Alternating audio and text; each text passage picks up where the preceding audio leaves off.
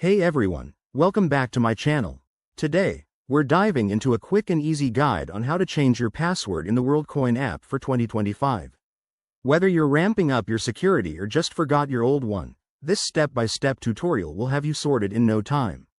Let's jump right in. First things first, make sure you have the latest version of the Worldcoin app installed on your device. You can check for updates in your App Store to ensure everything runs smoothly. Once you're good to go, open the app and log in with your current credentials. This is crucial because you'll need to verify your identity before making any changes. Now, head over to the main menu.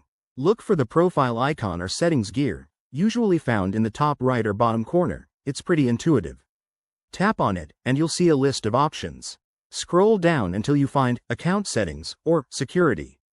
This is where the magic happens. Next, select Change Password from the Security menu.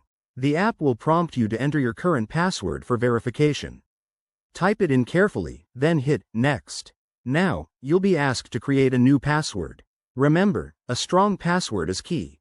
Aim for at least 8 characters, including a mix of letters, numbers, and symbols to keep your account safe from potential threats.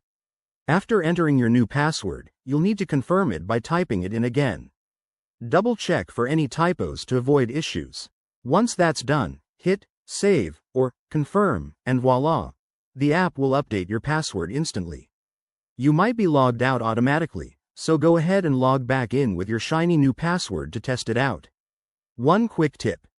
If you run into any errors, like incorrect current password, make sure you're entering it correctly or check if your account has any additional security features enabled.